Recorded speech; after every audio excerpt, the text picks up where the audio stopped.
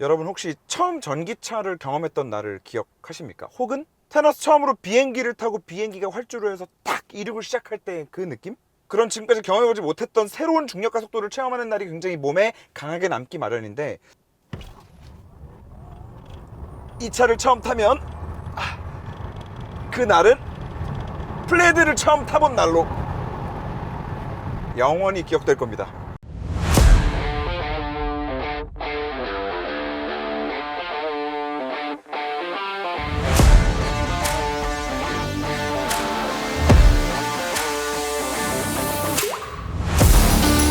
네, 여러분 안녕하세요, 윤선호입니다. 모델X 플레드를 시승하고 있습니다. 저희 시청자분께서도 차량 출고하는 날, 그날 광명으로 저를 부르셔가지고 차를 출고를 하자마자 저한테 키를 주시고 쿨하게 가셨습니다.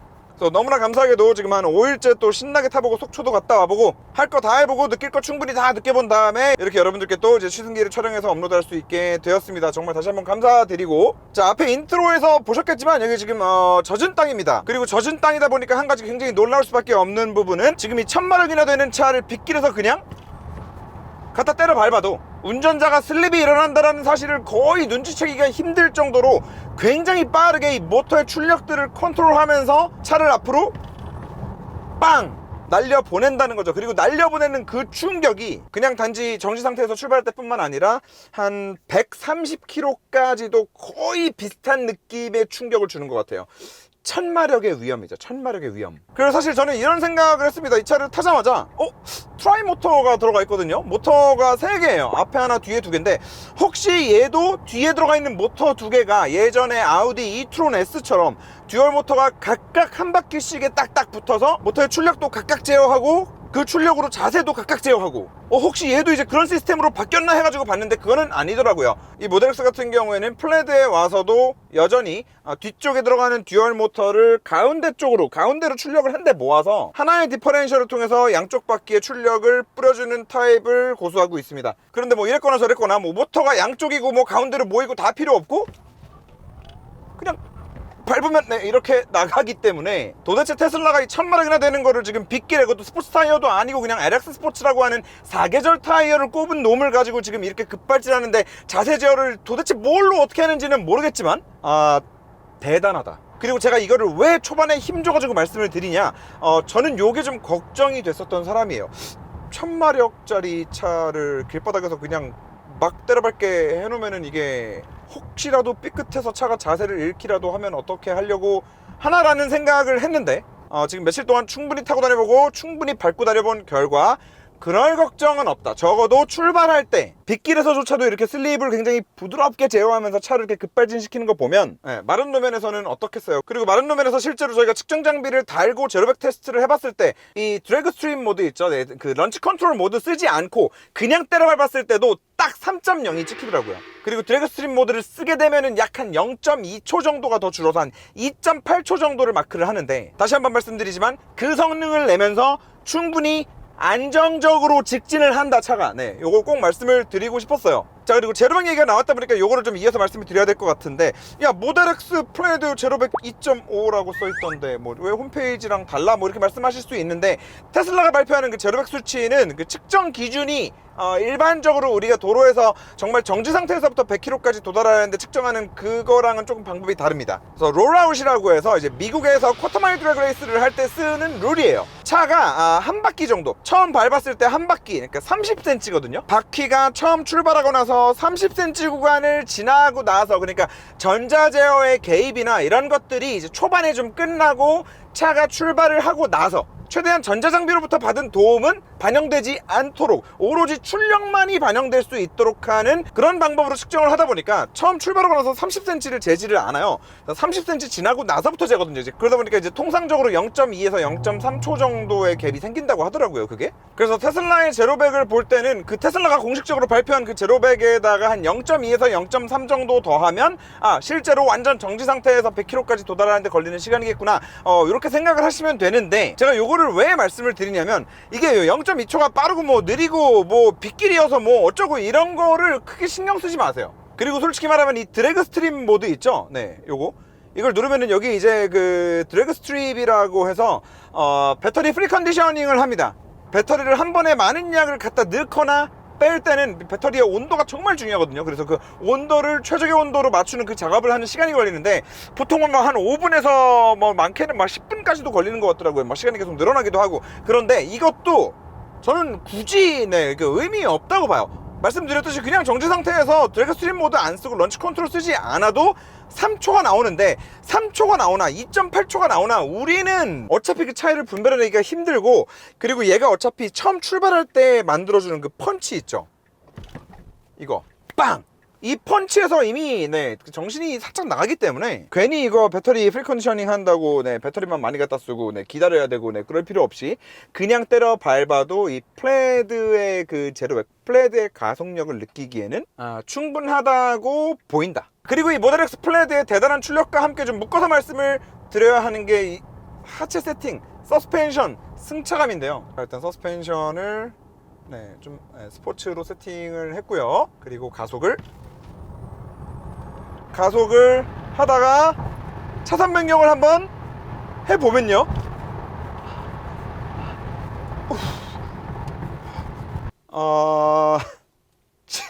진짜 딱 그 빈디젤이 분노의 질주에서 타고 나오는 그 아메리칸 머슬들이죠. 그 영화에 나오는 아메리칸 머슬들 보면 멋있고 잘 달리고 하기는 하는데 그 앞으로 빠르게 잘 달리는데 딱 봐도 뭔가 이렇게 조향이 잘 될 것 같이 생기지는 않았죠. 진짜 정확하게 딱 그 느낌이 나고, 이게 오죽하면은 이게 미국 차라서 이게 아메리칸 머슬을 표방한 건가 혹시 이놈들이, 그런 생각이 들 정도로 이렇게 가속을 하면서의 스티어링 조작은 와, 이거는 그냥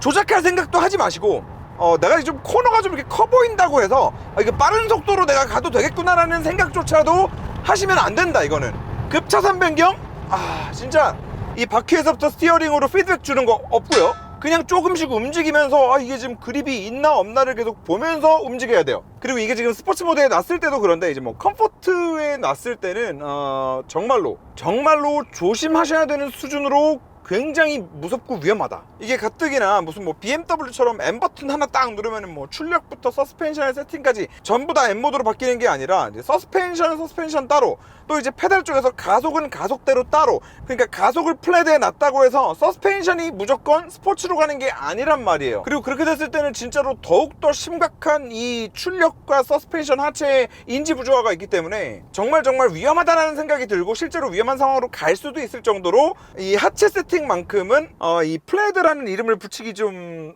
어려운 부분이 보인다라고 말씀을 드릴 수 있을 것 같은데, 자, 서스펜션 얘기를 여기서부터 이제 좀 드릴 말씀들이 많아요. 테슬라가 승차감 하면 또 이제 이 악명 높잖아요. 그런데 제가 요 전 모델 X 롱레인지 레이븐을 리뷰하면서도 말씀을 드렸지만, 그래도 모델 X의 승차감 정도 되면, 물론 뭐 에어 서스펜션 들어가 있다고 해서 뭐 다른 에어 서스펜션 들어간 이런 비슷한 가격대 SUV들의 승차감을 생각하면 안 되긴 하지만, 그래도 이 정도 되면 저는 소렌토 정도 타고 다닌다라는 생각으로 그냥 패밀리카로 쓰기에 무리가 없을 정도의 승차감 아닌가라는 말씀을 드렸었어요. 그리고 지금 이렇게 시정이 나온 건데, 자, 고속에서 이게 진짜 이 고속에서의 안정감은 솔직히 스포츠성은 진짜 애초에 그냥 생각을 안 하고 만들었나 싶을 정도로 이 승차감의 컴포트함을 놓고 보면 이 전 모델보다 분명히 또 더 좋아졌어요. 이게 진짜 이전 모델 X를 다시 가져와서 타보고 비교를 해봐야 될 정도 수준이 아니라, 그냥 그 차를 타본 지 한참이 지난 다음에 이 차를 타봤는데도 확 다르다는 거를 느낄 정도로 이 컴포트한 측면에 있어서는 정말 굉장한 발전이 있었던 것 같다. 그리고 거기에는 뭐 하드웨어적인 변경이 있었는지 소프트웨어적으로만 이거를 잡았는지는 모르겠지만, 뭔가 느낌상으로는 소프트웨어만으로도 잡았을 수 있겠다라는 생각이 드는 게, 여기 서스펜션 데이터를 굉장히 좀 자세하게 볼 수 있거든요. 컴프레션 댐핑이라고 하는 거는 이제 서스펜션이 먹을 때 압력을 얼마나 세게 줄 거냐, 그리고 이제 리바운드 댐핑 같은 경우에는 이제 리바운드 될 때 서스펜션이 이제 다시 펴질 때의 압력은 또 얼마나 줄 거냐. 들어갈 때만 부드럽게 들어가고 나갈 때는 무조건 팅 하고 펴지면 안 될 거 아니에요. 그리고 그거를 지금 감응형 어댑티브 서스펜션 댐핑이기 때문에 실시간으로 계속해서 이제 범프랑 리바운드의 댐핑 값을 계속 조절을 하는데, 가장 쉬운 예로 브레이크 한번 밟아 볼게요. 그러면 앞쪽 서스펜션의 컴프레션 댐핑 값이 쫙 올라갈 겁니다. 자, 보세요.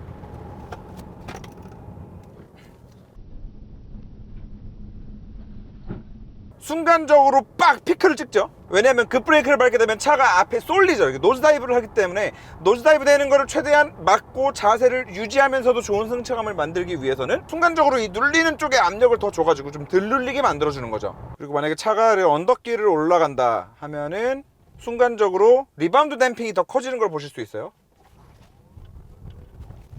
리바운드 댐핑이 왜 커져? 요거 이제 반대의 상황으로 생각하시면 되는 거죠. 앞바퀴가 들리니까 리바운드 되는 서스펜션이 야 빨리 늘어나지 말라고, 얘가 확 하고 탱 하고 펴져버리면 안 되니까 부드럽게 빼주기 위해서 이 리바운드 하는 쪽의 값이 또 이제 올라가게 되어 있는 거죠. 그리고 이제 방지턱을 넘게 되면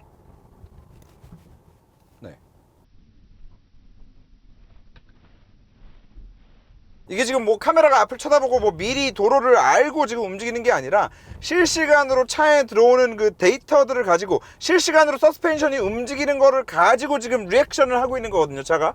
네, 이렇게 지금 소프트웨어적으로 차가 이제 뭐 에어 서스펜션이 들어가 있으니까 서스펜션 높이도 이제 조절을 하지만 이 리바운드 댐핑이나 컴프레션 댐핑 쪽에 이제 그 댐퍼, 쇼크 있죠, 쇼크? 그 쇼크의 압력을 실시간으로 계속 변경을 하면서 이렇게 승차감에 좀 도움을 주고 있는 건데, 그래서 이제 그런 생각이 드는 거죠. 이게 업그레이드가 되면서 과연 하드웨어도 같이 바뀌었을까, 아니면 소프트웨어만 가지고도 좀 이런 더 나은 승차감을 만들 수 있었던 걸까? 그리고 그런 관점에서 접근한다면은 테슬라는 앞으로 OTA를 통해서 에어 서스펜션과 이런 어댑티브 서스펜션이 들어간 이런 모델에 한해서만큼은 승차감도 계속해서 개선을 시켜 나갈 수 있는 것인가. 그래서 이 부분 같은 경우에는 시간이 좀 지나면서 또 계속 테스트를 해봐야 되는 부분이기는 하겠지만, 확실한 거는 이전 세대에 비해서 이 컴포트한 승차감에 있어서는 정말 확실하게 좋아졌다. 그리고 요게 이제 고급 설정에서 승차감하고 핸들링을 따로따로 설정을 할 수가 있는데, 승차감을 최대한 부드럽게 놓고 핸들링을 중간 정도에 놓고 다니니까 저는 이게 이제 컴포트나 자동보다 훨씬 더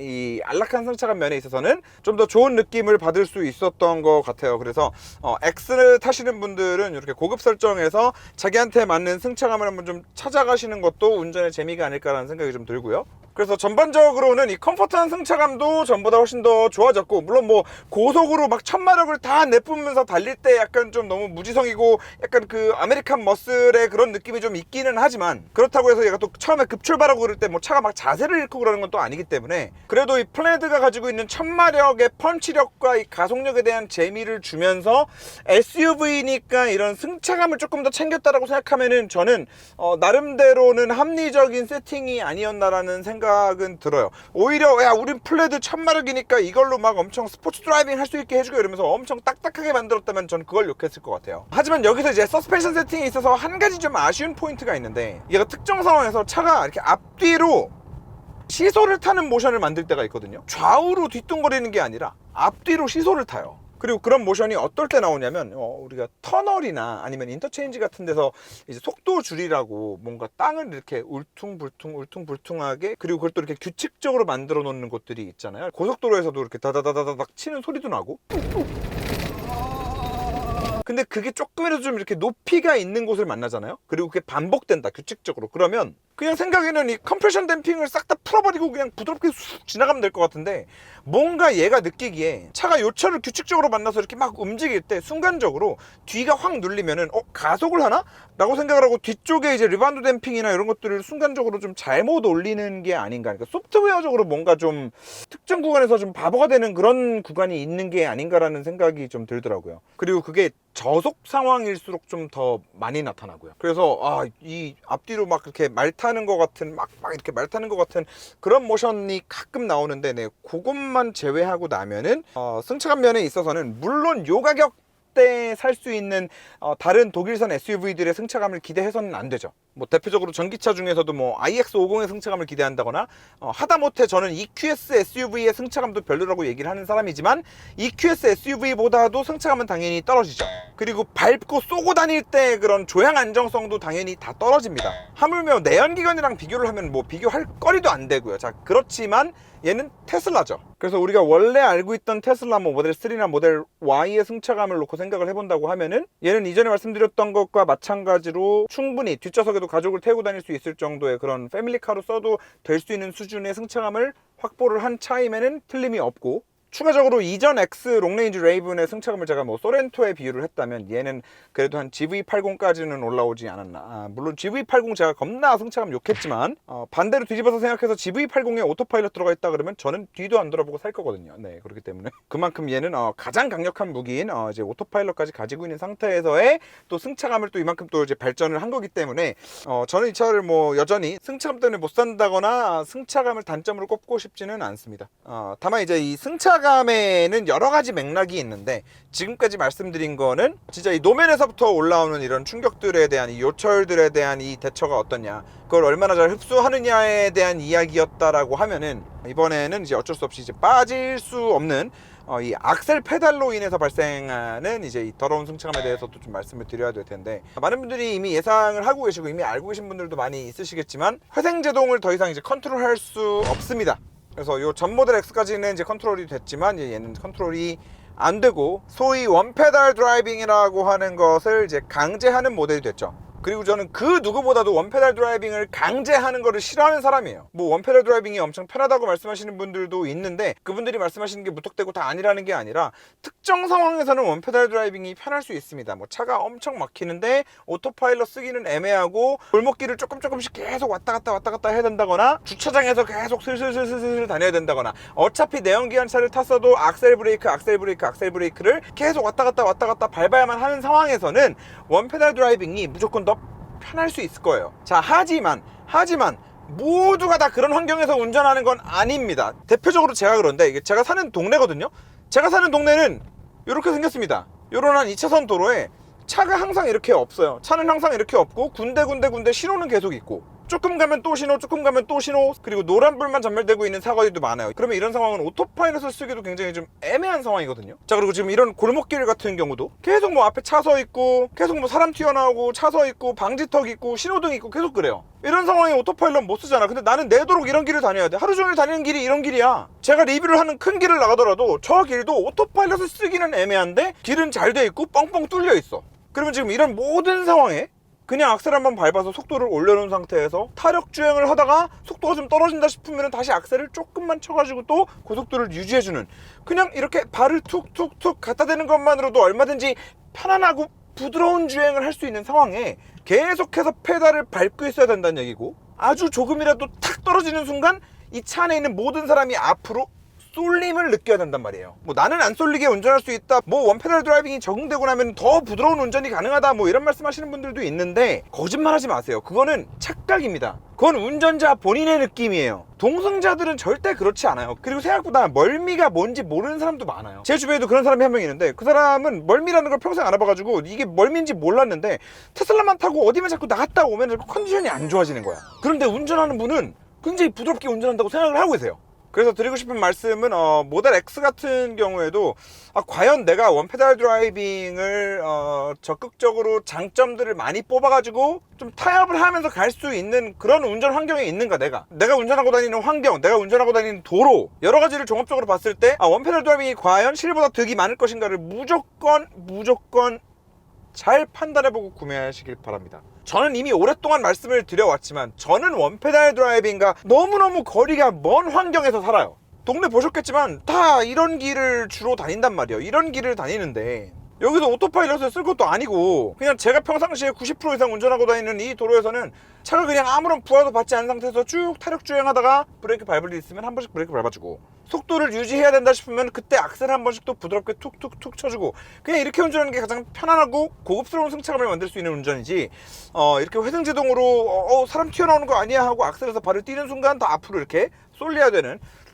이것도 굉장히 그 승차감의 큰 부분을 차지하는 포인트거든요. 꼭 바닥에서 올라오는 요철이 얼마나 많이 걸러지느냐만 승차감이 아니란 말이야.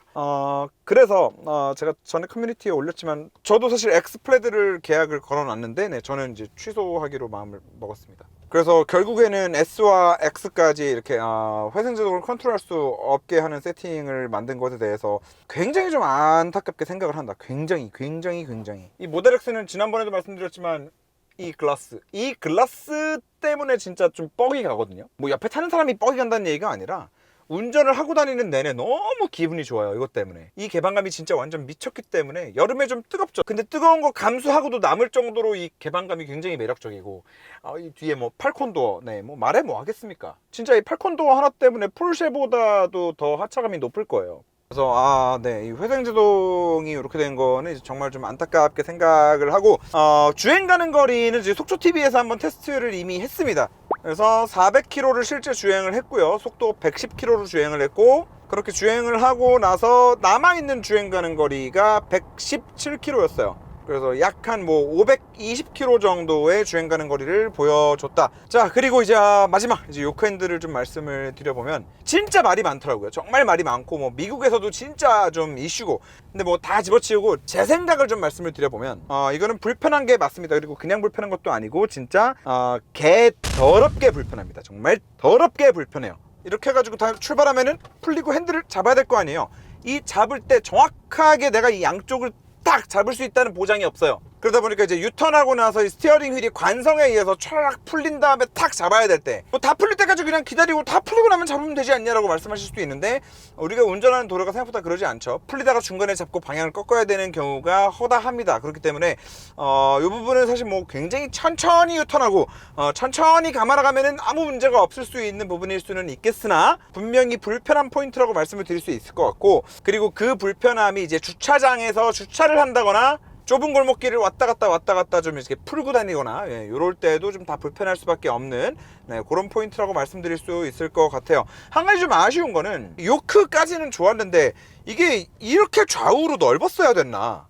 이게 핸들의 직경이 이게 일반 스티어링 휠에 비해서 이 좌우가 좀 넓어요. 그래서 가뜩이나 불편한데 이게 좀 넓기까지 해가지고 또 조금 더 그런 게 있는 것 같고, 이 요크를 만든다고 굳이 이 뒤쪽에 컬럼식 기어랑 이 깜빡이까지 다 갖다 버튼으로 바꿀 필요가 있었나. 특히나 이 빵이 이게 말이, 이게 버튼, 크락션을 버튼으로 올린다라는 게 이게 말이 되나. 주차장 여기서 꺾을 때도 원래 한 손으로 꺾어야 되는데 이렇게 좀 허우적을 좀 많이 할 수밖에 없는, 네. 큰 90도 턴 정도는 크게 불편하지 않을 것 같고, 이것도 뭐 만약에 뭐 난 주차장이 너무 넓어가지고 아무 문제가 안 되고 나는 그런 골목길을 그렇게 안 다니는데, 뭐 그러면은 사실 뭐 또 상관이 없을 수 있는 문제고요. 네, 저기 더 주차를 한번 해볼까? 야, 이 기어를 또 지금도 이게 손이 위치가 안 맞으니까 하다가 손도 자꾸 바꿔줘야 돼.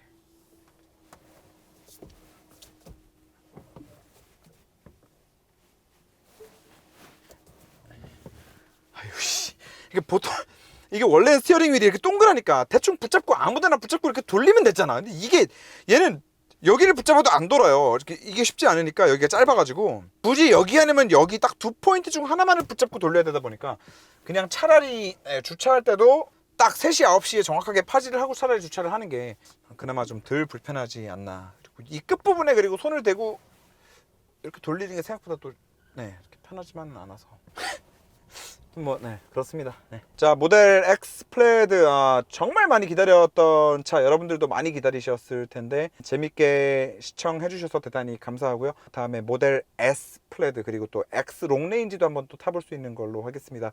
감사합니다.